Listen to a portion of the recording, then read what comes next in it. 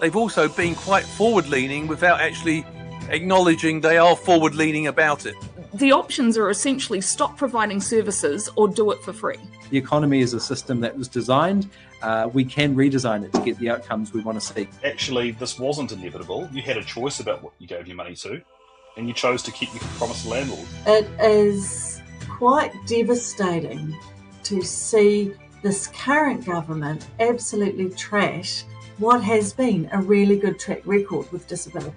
The complete lack of investment into Te Ao Māori. What is the top priority for that $15 billion? The government said the top priority for that $15 billion is tax cuts. But it's not fair that a religious group like Destiny Church stands outside a school. If it was any other protest group, parents would not accept that.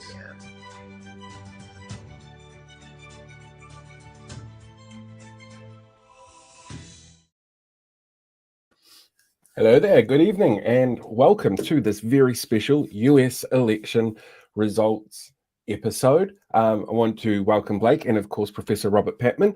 How are you two both doing this evening? Fine, thank you, Paul. Good, thanks, Paul. How shall we get into it? Yeah, good place to start. First of all, Robert, thank you very much for being here. It's a pleasure. How are you feeling about those results? Well, I was like many people. I was pretty stunned because it was all the polls suggested it was a very, very close race. It was closely contested, but in the end, as we know, President Trump, former President Trump prevailed and won the key battleground states, which would decide the election. And I think, I was surprised to some degree by that, but maybe the polls did not pick up some of the factors that were actually, if you like, putting Mr. Trump in front.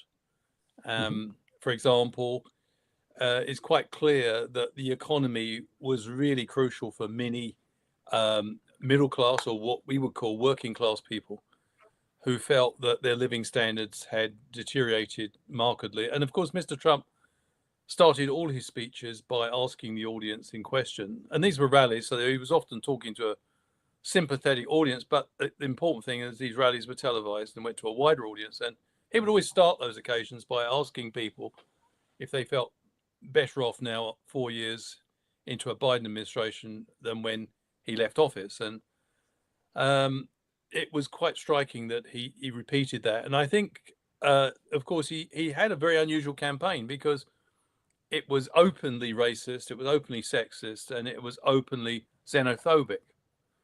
But that didn't seem to prevent him getting his message across that he was the person to improve the economy for people who've been, if you like, bearing the burden of higher grocery bills. We've seen those in New Zealand, of course, and they're linked to the war between Russia and Ukraine.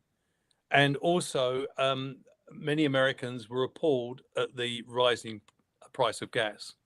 So I think those two things meant that many people were looking towards Mr. Trump in that light, that he promised to do something about it, whereas Kamala Harris was in more of a defensive position. She'd been vice president in the administration and probably felt that she had to defend the record of the administration. Was she at a bit of a disadvantage because of how late she started? I think she was constrained. I think after Mr. Biden's disastrous debate performance, he arguably should have gone quickly. But I'm not even sure at the end of the day whether, had Biden decided to go early, whether that would have made a lot of difference. I think Kamala Harris ran a very good campaign. She attracted $1 billion in 3 months in funding from big donors. We can talk about that later, because that may be a strength in the short term, but it may be a weakness in the long term. So, yeah, I mean, I think she ran a pretty good campaign, but, Mr. Trump had 4 years to think about this and run for it. And while Kamala Harris had a financial advantage, I think there were certain things going for Mr. Trump. He formed a very shrewd alliance with Elon Musk, who owns X, formerly Twitter. And given that Mr. Trump already has his own social media outlet, Truth Social, and then combine that with X, you have a pretty big slice of the social media market right there. And they were, I'm on X, and many people are, and you could see that Mr. Musk was not holding back. Is very pro-Trump, and so I think, in a sense, Mr. Trump once again showed his acute awareness of getting his voice across on social media, and he may have, in retrospect, Kamala Harris may have found herself pushing against a mountain in that sense early on. But I also think she made mistakes, and it's easy to be wise after the event. As I say, I just want to be clear here. I think she was up against it more than many of us appreciated. Secondly, I think she ran a good campaign. She dispatched Mr. Trump in this debate. She clearly won that debate. What was disappointing, however, she didn't quite have the same dominance outside the debate theatre. I felt she could have taken on Mr. Trump a lot more in some of her set speeches. But I think the biggest mistake was, and ironically, she was being interviewed by a sympathetic media outlet, Politico. And the interviewer said to Kamala Harris, would you do anything differently had you been president during the last 4 years? And she said, no, I wouldn't have done. And then she added, I was there always I was present at the key decisions being made. I think that threw her advisors into a state of panic, because the challenge facing her was always difficult, which was to be a loyal team player. After all, she's still technically vice president, but also create a bit of daylight between her and the president. And of course, we can see what really went wrong for her. She did not convince Arab Americans in crucial states like Michigan, which Mr. Trump won, that she had distanced herself from the administration's disastrous policy towards Gaza. And I think that cost her. Mr. Trump actually did a deal. His campaign went to Dearborn, met with Arab Americans, and Mr. Trump agreed a 5-point agreement with representative of the Arab American community in Dearborn, Michigan. And it was along the lines that he would try and deliver peace in Lebanon and Gaza as soon as he came to office. And it's easy from this distance to underestimate how Arab Americans felt about the administration they voted for had contributed to a situation which the ICJ described as plausible genocide. Many family members in Dearborn had lost relatives, and those bombers were provided by the United States. 4/5 of the munitions used in Gaza, now Lebanon, certainly Gaza, I'm not quite sure about Lebanon, but 4/5 of the munitions used in Gaza, which have killed more than 43,000 Palestinians, 70% of whom were women and children, were provided by the United States. There was a lot of anger about the Biden administration. People felt betrayed. Mr. Trump adroitly took advantage of that. Of course, you may say it's a very cynical move, because if anything, Mr. Trump is probably more pro Netanyahu and then Mr. Biden. But nevertheless, I think these were, if we're looking for weaknesses and limitations of the Kamala Harris effort, I think we have to take these into account. Yeah. Blank, what questions have you got? So I'll just remind people before I start, don't forget to get your questions in for Robert as we're having this conversation. You can leave them below and we'll get to them a bit later. Robert, do you think that Kamala Harris lost, one of the reasons she lost the election was because her Hollywood list was too oversaturated compared to Donald Trump's? Because we had Beyonce, we had Taylor Swift, we had so many others. Do you think that turned a lot of people off? I'm not sure about that. It's a very good question. I think in America, endorsements count heavily. I mean, one of the things that some pundits said immediately after the outcome was clear that Mr. Trump had won, a key factor was the fact that a well-known person like Elon Musk was in Trump's camp, but also Joe Rogan, who endorsed Trump shortly before the election. I mean, so endorsements do count a lot in the US. And Kamala Harris had some very high-profile endorsements. So I'm not sure it's the endorsements. I think questions must be raised, however. I think questions of gender and race may have played a role.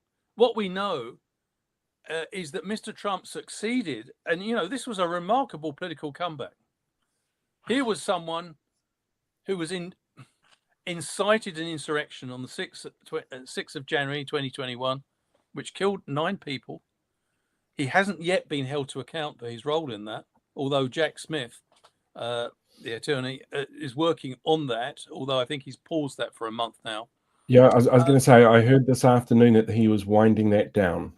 Winding that down, right, being wound which down. is pretty logical in the circumstances, given that the president will not want that to go forward.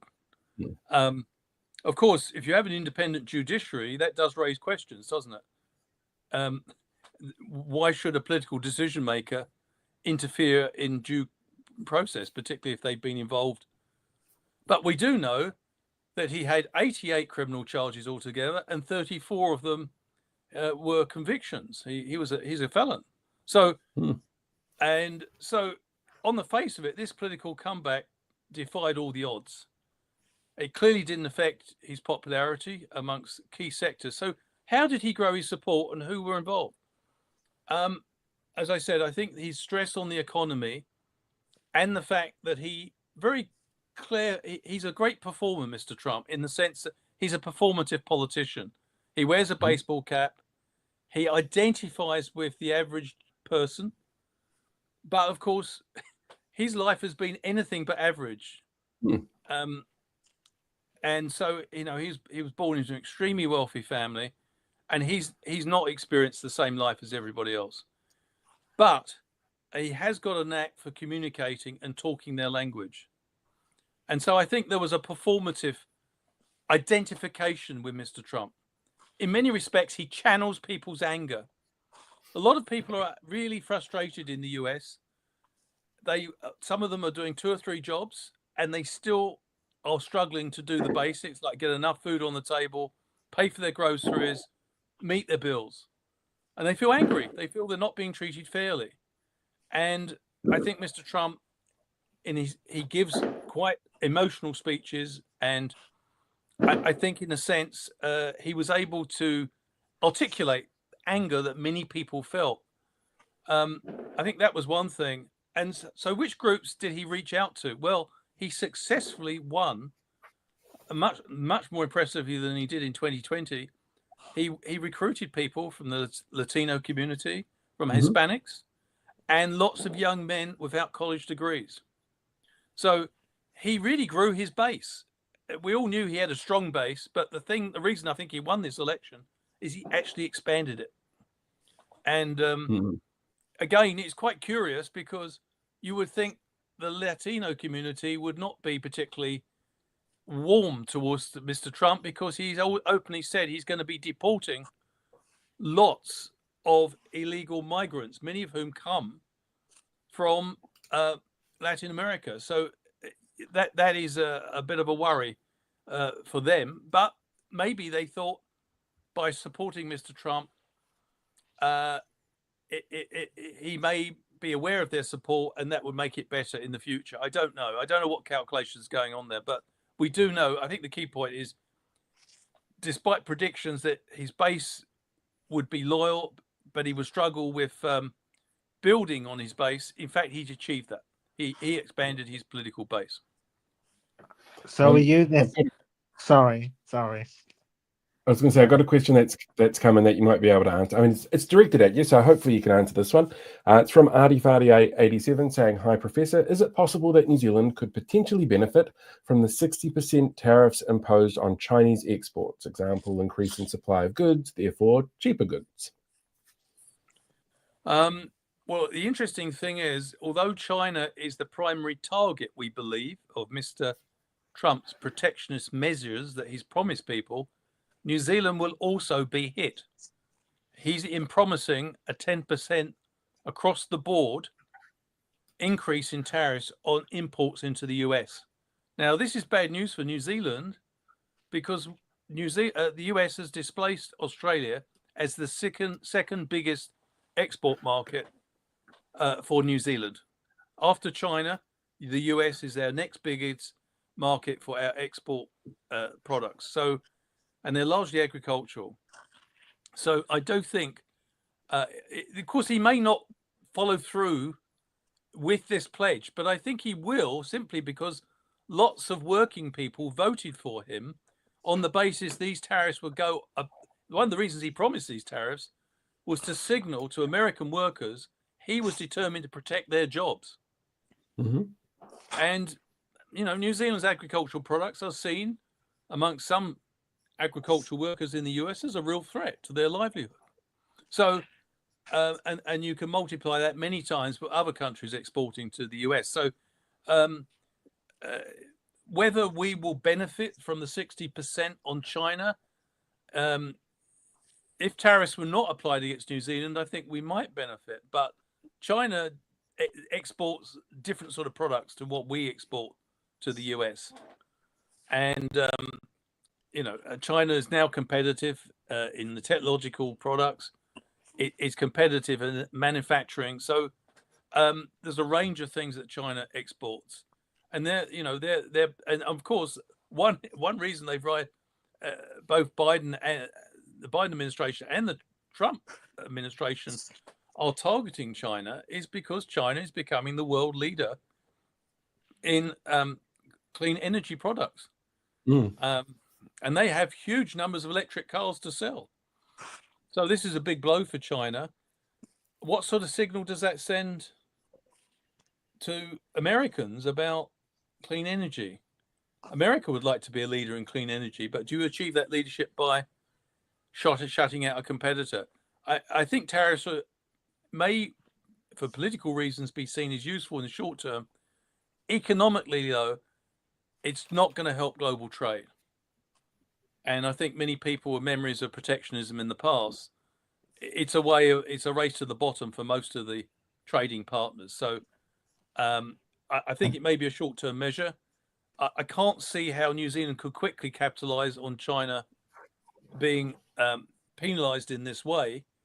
And particularly if New Zealand does get, unless we negotiate an exemption to the tariff.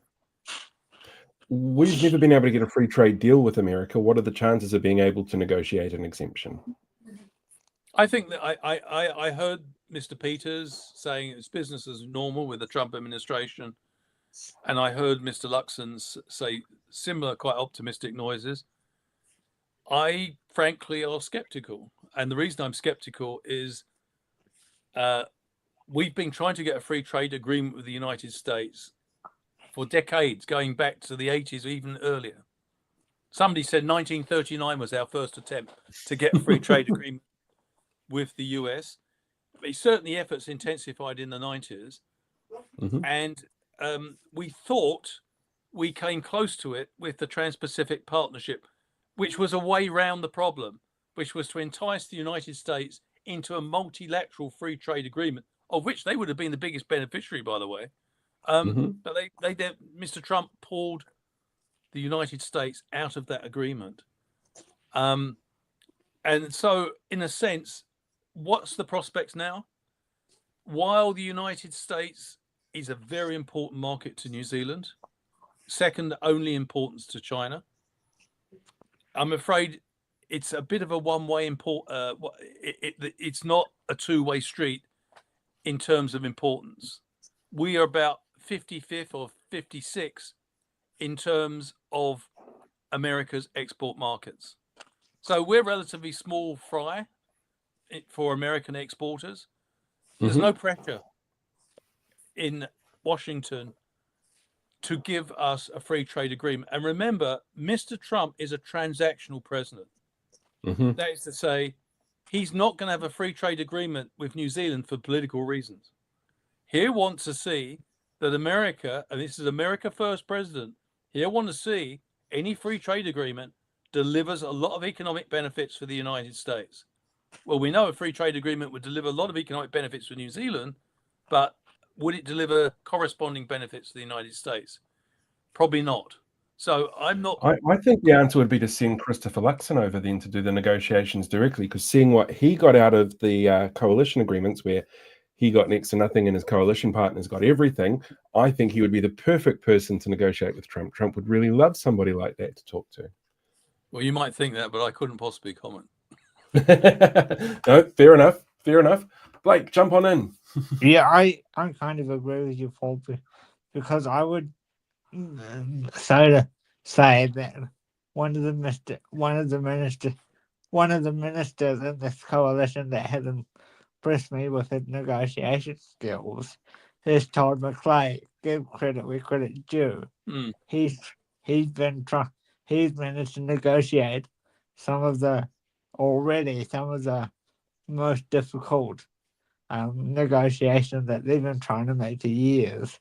So if anyone could do this negotiation, it could be Mr. McClay and Mr. Luxon. They could actually have a really decent shot at getting this over the line. And they're not being disrespectful to the Ardern administration, the Hipkins administration. I just really think with their track record in recent months, with trade agreements, it could be a real possibility. I don't know what you think. I was going to say, Blake, you've got a fair point, but let's look at the agreements that the Luxon Todd McClay combination have achieved. They got an agreement with the UAE, which had been on the go for many years. To their credit, they got it over the line, so let's not take anything away. They've now got a multilateral agreement with the Gulf states, free trade agreement. So I agree, they've got a bit of momentum there, but let's think about other governments that were trying to get free trade agreements with the United States. The Clark government tried very, very hard. They got one with China, but they didn't get one with the United States. Australia did. And I don't think there's been any lack of effort from John Key. He had a special relationship with Barack Obama, and John Key, if anything, had more impressive economic credentials than, certainly in the North American sense, than Mr. Luxon or Todd McClay. So I'm personally skeptical. I think this is a government in Washington which is quite hard-nosed, and it says, it makes a virtue of this. It doesn't make the days of cutting deals for political reasons for liberal democracies seems to be over. And what we have to take into account here is that the Trump administration has a different vision of how the world should be run from many previous American administrations, and we weren't able to get a free trade agreement with them. So I'm increasingly pessimistic that we will be able to. I hope I'm wrong. It'd be great if we got a free trade agreement with the US, providing there was not a lot of fishhooks in it for us. I think a lot of people would welcome a free trade agreement with the United States, a huge market, providing, of course, it doesn't encroach on our foreign policy autonomy. So do you think this will lead, now that the dust is settled on the election, Mr. Luxon's visit to the White House won't be too far behind? Or do you reckon? No, I think both Mr. Peters and Mr. Luxon will be doing their best to try and negotiate an exemption for the tariffs. And they, to their credit, they've been preparing for the prospect of a Trump victory. So I think they have been planning for this. But, we won't be the only country knocking at the door of the White House trying to get countries have been falling over themselves, some of whom don't think much of Mr. Trump, falling over themselves to congratulate him on his victory. More than 70 countries were knocking down the door to say, what a great, brilliant political comeback, Mr. Trump. Well done. Look forward to seeing you at the earliest possible time. So we will be just one of many countries seeking to win favor with the new administration. I watched a lot of the posts on congratulating Trump, and one of the most awkward one of many for me was Prime Minister Justin Trudeau. It seemed very warm but very awkward toned at the same time. Yes, well, Mr. Trudeau was probably aware that Mr. Trump doesn't think very highly of Mr. Trudeau. I think he's been pretty negative about him in public and ridiculed him. And that probably has not done too much for Mr. Trudeau's self-confidence. Of course, politicians have thick skins. Let's not get too dramatic about this. But Mr. Trudeau's also struggling domestically. And Canada is a very different country from the United States. Canadians do not, as a whole, think highly of Mr. Trump. So there was a bit of a joke in 2016. I know this because my wife is Canadian. And she showed me a video in which, when Mr. Trump was promising to, in the campaign in 2016, Mr. Trump made a great pledge of promising to build a border wall, at Mexico's expense. American wouldn't pay for it. Now, putting aside that vision wasn't quite realized, there was a very funny spoof or a YouTube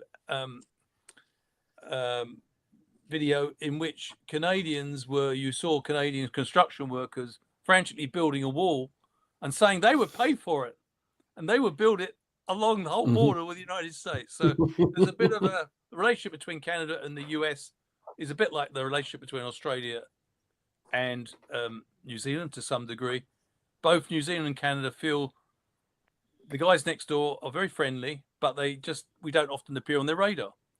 And I think, in a sense, Mr. Trudeau was probably a little bit awkward because he was trying to strike a balance between being friendly and welcoming to the new president and praising his achievement, at the same time not being so friendly that he would attract domestic criticism. Fine balance.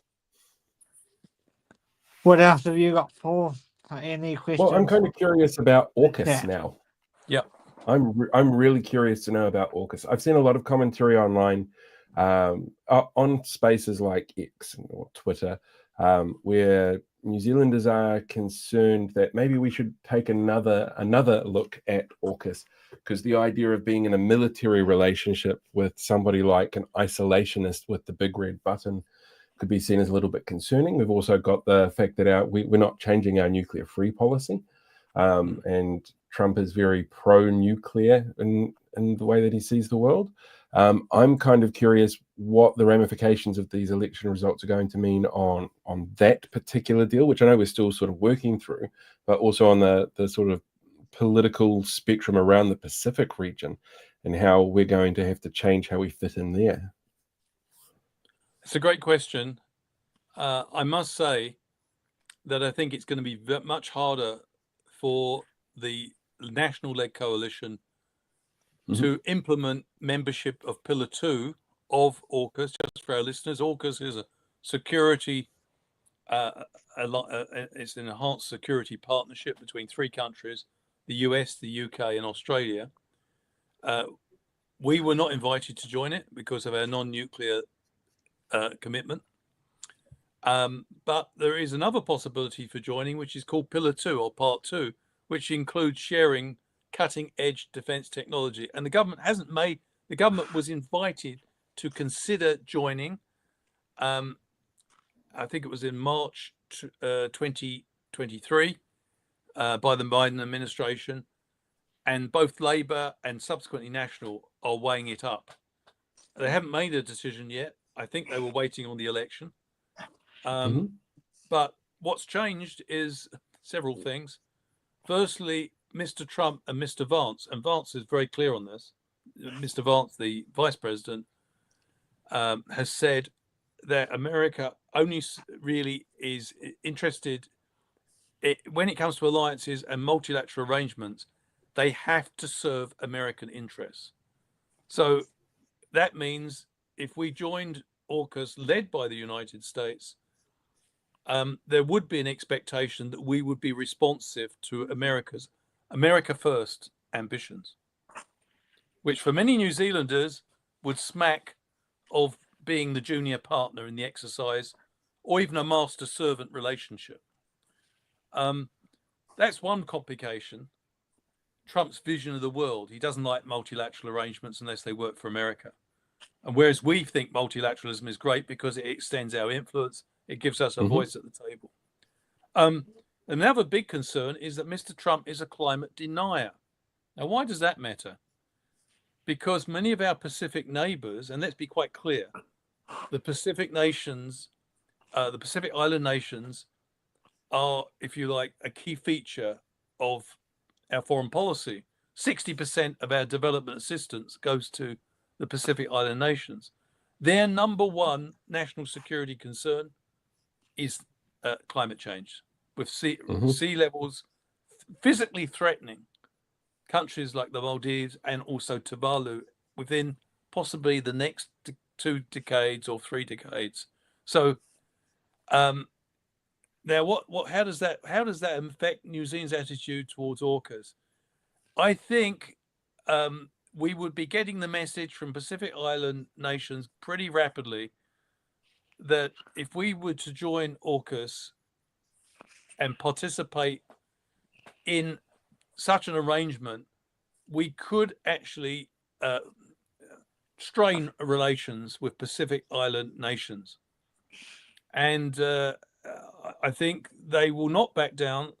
A former leader of Tuvalu said to me, there's a great misperception going on in both China and the US. They both think we, Pacific Island nations, are pawns in a great strategic game. And of course, AUKUS is based on the assumption that China is the number one threat to an international rules-based order. But the Pacific Island nations don't see it that way. They believe their number one threat is climate change. And therefore, they're not going to buy the US-China rivalry paradigm. They're not going to allow themselves, if they can, not to be dragged into one side or the other. Because if you think about it,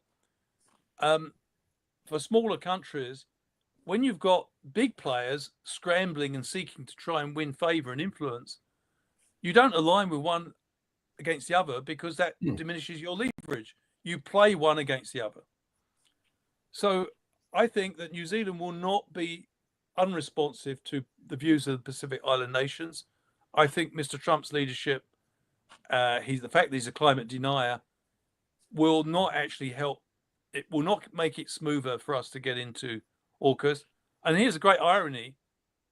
Had Kamala Harris won the election, we probably would have felt much more comfortable proceeding with going into Pillar 2. And it's not just New Zealand that's feeling uncomfortable about a Trump leadership. I was in Australia last year, September last year, and over a year ago now, but I was really struck how worried Australian officials were about the ramifications if Trump became president. Could AUKUS survive? In other words, will Australia remain in AUKUS? They're paying for it, by the way, close to $400 billion. It's one thing to pay for something and it's benefiting the UK and the US. It's quite another thing when suddenly you're paying for it and the person enjoying the benefits also expects to call the shots as well. And I think there's growing skepticism in Australia about this arrangement. So I think, to answer your question, Paul, I do think the Trump administration has seriously made it more difficult for the national-led coalition to sell to the British, the New Zealand people, the prospect of joining Pillar 2. So a follow-up question that's actually come in about that here as well. Again, from Artie Farty wanting to know in relation to that, whether or not the Pacific Island Forum could team up with something like CARICOM when it comes to environmental issues, power of numbers type of thing. How effective would that be in the long term, which came through in the very next message? Just didn't quite fit in this one. Right. It's a very good question.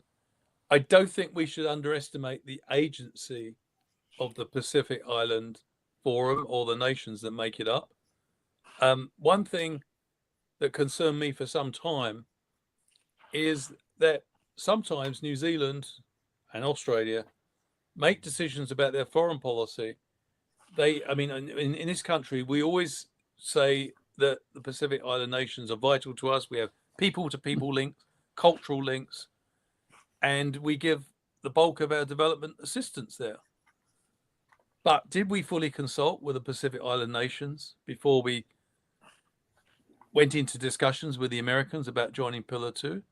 So we can't take this as a one-way street, that the Pacific Island nations would just agree what we want. They are absolutely determined to address this problem of climate change. And the Biden administration was good news for the Pacific Island nations. In fact, Kamala Harris played a key role in that initiative. It shouldn't be forgotten that between 2021 and 2023, the US delivered something like $800 million in assistance for development and also technology designed to ameliorate consequences of climate change. It wasn't, also President Biden hosted the Pacific Island leaders in the White House and began a process of having an annual conference with them. So this was seen as considerable progress. I don't think the Pacific Island nations, they can't. Their physical existence is threatened by climate change. I think, to answer your question, the question that's been asked, which is an excellent one, my crystal ball is no better than the others. But if they're not supported, if they perceive they're not getting enough support from what they regard as their traditional friends, Australia, New Zealand, I think they will be turning and looking at alternative avenues. Cool. And I've got another one here that's popped up, wanting to know what your thoughts are on the likelihood of Trump attempting to dismantle the education and media within the US, the risks from RFK appointing health officials, and what you think Elon might be appointed to. Well, I think to ask the last question first, I think Elon Musk's job, he's going to be the cost-cutting person. The jurisdiction he's going to have. He's going to be responsible for cutting public expenditure or unnecessary public expenditure. The other questions about, I think in that document called Project 2025, prepared by the Heritage Foundation, which Mr. Trump distanced himself from during the campaign. But in fact, many of the key people who worked with him in the past contributed to that document. So it has to be taken quite seriously. Yes, they're going to shut down the education department in the United States. And also, it was very interesting to me, if you watched Mr. Trump's victory speech, he complimented J.D. Vance for willingness to go and speak to what he called the enemy networks, which he meant here CNN, MNBC, etc., etc. It's a bit concerning when a president talks about mainstream media outlets as enemy networks. So I do think we don't, obviously it's a good question. We don't know exactly how this is going to pan out. I do think that Mr. Bannon has a team around him who are determined to transform the American state. Remember, their project is to eliminate what they call the deep state and also to get rid of public servants who are independent. They want public servants to be pro-Trump. This is a huge change. And also, Mr. Trump regularly described the mainstream media as the fake media. And he also described it as enemy of the people. He also threatened media networks if they didn't, as he put it, more accurately report the news, they might not get their licenses renewed if he became president. So it's a bit of a, these are good questions. I do think we don't know how he's going to do it. I do think the intention amongst the likes of Vance and Bannon, Steve Bannon, is going to be a key player in this administration. He was released from prison just before the election. He's a real ideologue. He has a vision of America. This is going to be quite a right-wing administration. We don't know exactly how they're going to achieve this, and it could cause chaos and confusion. Here we have a number one superpower who's got some of the best educational institutions in the world. I recently saw Mr. Musk basically being critical of some of the elite institutions such as Harvard and Yale in the US. So there could be some big radical changes coming. The other question raised about RFK Jr. He's apparently going to be, and correct me if I'm wrong because things are moving quickly, but I think he was going to be given responsibility for health, and it could involve taking the fluoride out of tap water, and it could also involve a reduction of the vaccine program in the United States. So, from what I've heard, he wants to cut vaccines altogether. Cut vaccines altogether. Yeah. Well, this is the man who was responsible for 83 deaths in Samoa from a measles outbreak. It doesn't surprise me he's against any kind of vaccine. Yeah. So these are very radical measures, and it could cause turmoil and convulsions in Washington. There's a lot of formidable experts in the United States who are not simply going to roll over and say, oh, yes, you can get rid of vaccines if they're convinced it's going to imperil large parts of the American population. So it's going to be interesting. But I do think the intention is there. I think Mr. Trump has reflected on his first 4 years. And although he sacked people a lot, he has said he was very frustrated by the fact that members of his cabinet sometimes were not on the same page as him. And I think if you decode that, it basically doesn't want too many independent people. He did say in his new administration, the key yardstick for appointment, or the key benchmark, would not be their ability, would be their loyalty. So we could see some rather poorly qualified people being appointed to very high-profile positions. That hasn't happened so far. I thought the appointment of his chief of staff, by the way, Susie Wiles, made a lot of sense because she must take some credit for managing what had turned out to be a very shrewd campaign. I did have to laugh. We had an episode of this last night where we do a news thing, like a weekly news roundup. And the first one was actually mentioning Susie Wiles, and the joke, because it's all supposed to have a comedy slant, was the number of conspiracy theorists here who got angry because he chose a microbiologist from New Zealand that worked with Jacinda. But that came because I caught half a dozen comments on Twitter from New Zealand residents going, I can't believe that that's the woman that he's putting in charge.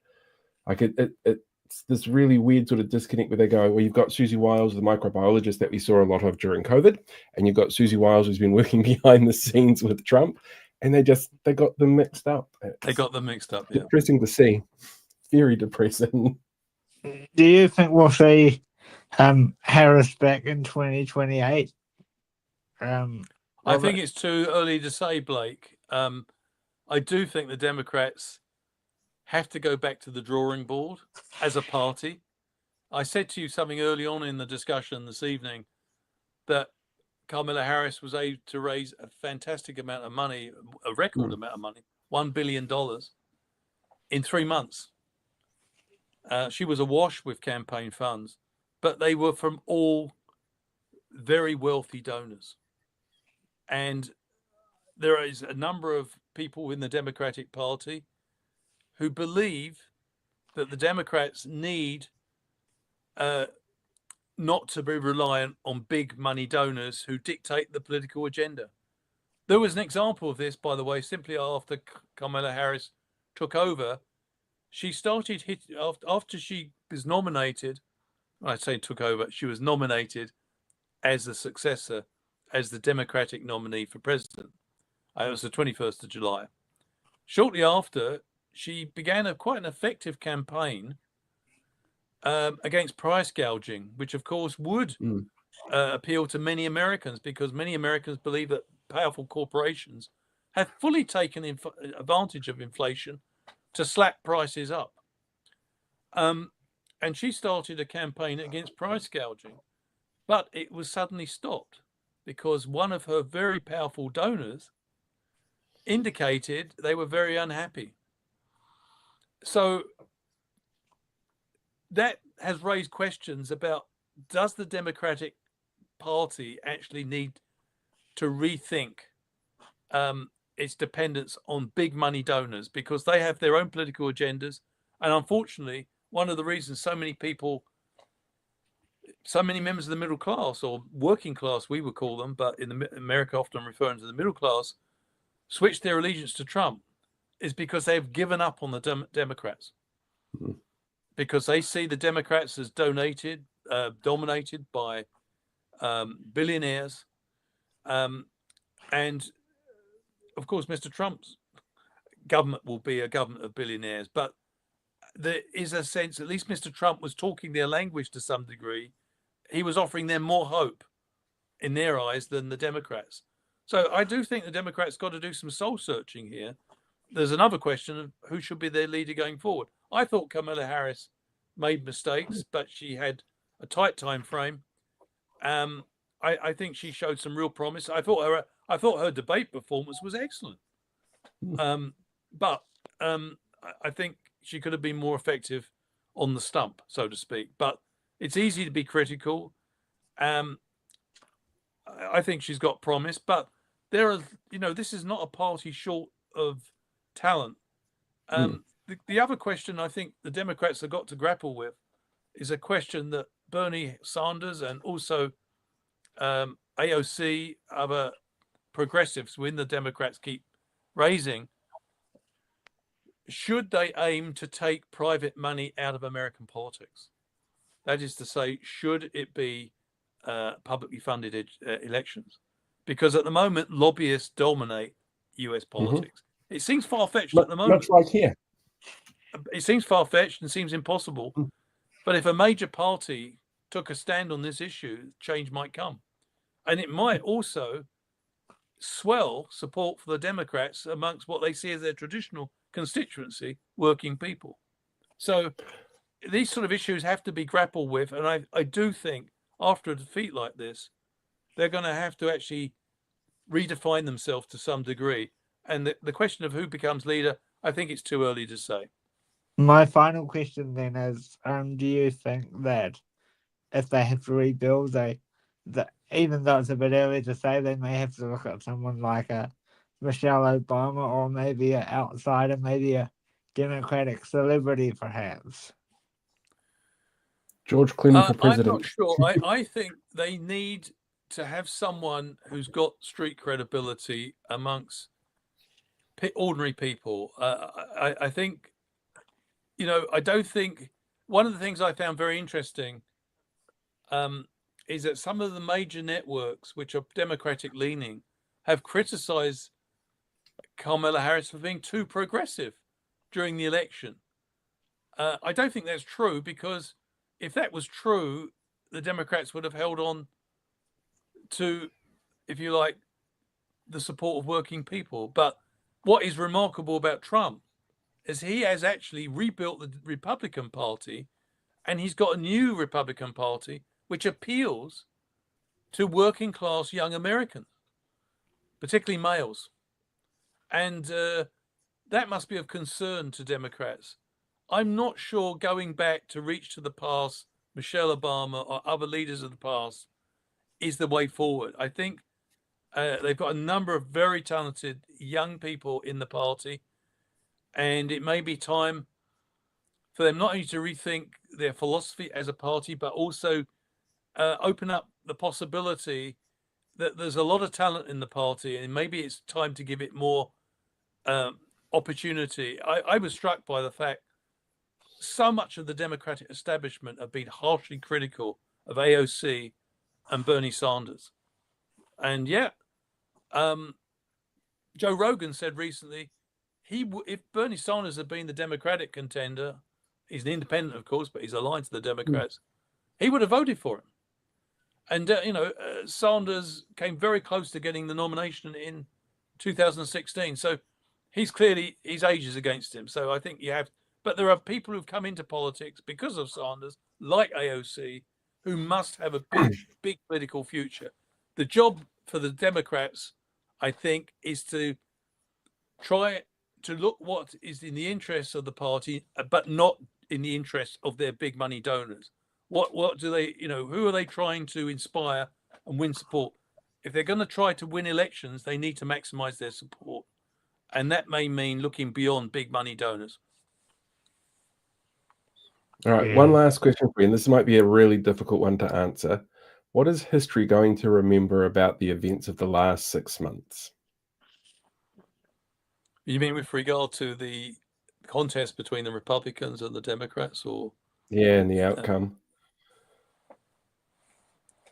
I think actually the outcome, I think what's significant but often missed is that Mr. Trump is not an aberration. That is to say, he is a product of the way America is in the post 9/11 world. 9/11 was a traumatic experience for the United States. And if you look at the United States in the post 9/11 period, it's experienced a number of disquieting trends.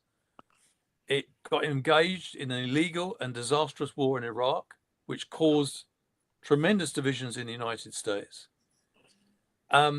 It experienced a global financial crisis, and not just America, but the rest of the world. Why? It tried to fight 2 wars in Afghanistan and Iraq on the credit card, didn't work. And that global financial crisis meant that close to a quarter of the American population lost their homes. So America was deeply affected by that financial crisis. Then, of course, there was the rise of Islamophobia. Then there was the birther controversy about whether President Barack Obama was really American, which was orchestrated by our friend Donald Trump. I think all these trends coalesced. And sorry about the noise. It sounds like I'm in America with the fireworks going off out there. No worries. One other thing I'd like to say is that we shouldn't forget about it. Another thing that has divided Americans in the post 9/11 period, we've had the rise of China, the sense that America is not just a lonely superpower. We have 2 superpowers now. And and Mr. Trump kept referring to this in his campaign successfully, America has declined relatively. So America's experienced relative. I think, in a sense, the reason that Mr. Trump was able to strike a chord with audiences in both 2016 and 2024 is because he articulates the anger and the frustrations of many Americans who face a mounting level of grievance in their lives. And I think, in a sense, Mr. Trump is a product of the post 9/11 environment, and he has thrived in a society where there's much more division, and he's let's be quite clear, he's contributed to it. But I think, that strikes me as the thing that is really important, and the fact that the reason I want to I don't wish to labor it, but the reason I think it's important is that Mr. Trump is not a one-off. There's plenty of people who agree with him, and it's not just in America. So we've got the rise of populism. We're for liberal democracies. The election of Trump is a challenging moment because, particularly for a country like New Zealand, which believes in international institutions, Mr. Trump doesn't. Not really. He's undermined the WTO, a crucial institution for New Zealand. We're a free trader. Mr. Trump's a protectionist. So we've got some big challenges ahead. I think the government will find a way of having a good relationship with the US under Trump. But my own view is one of the lessons that I think New Zealand governments should take, and we should agree where we can with Mr. Trump, but we should not hold back or remain silent when Mr. Trump takes steps that undermine the New Zealand national interest. I think that's a really good place to finish. Anything you want to add before we go head off, or I let everybody know the poll results? Oh, just thank you for coming as always, Robert. It's lovely to see you, and your knowledge is much appreciated. Thank you very much. You're most welcome. Always feel smarter after chatting to you, Robert. It's Thank you. Really, really dumb because I thought I was smarter. It's one of the two. No, if it's any consolation, Paul, a professor said to me many years ago when I was an undergraduate at university, remember, Patman, there's no degrees of expertise about politics and international relations. There's only degrees of ignorance. And I wondered what he was talking about. But, we live in such a fast-moving world. It's very important. We've all got to be a bit humble about events because they're moving so quickly and there's so much information out there. So I think, it's constantly being surprised by events. It'd be boring if we weren't, though. If we weren't being surprised. So we've been running a poll tonight asking people which of the potential Trump appointees were their biggest concern. Elon Musk, RFK Jr., JD Vance, or Hulk Hogan, who apparently is being offered a role around nutrition in RFK's new health department.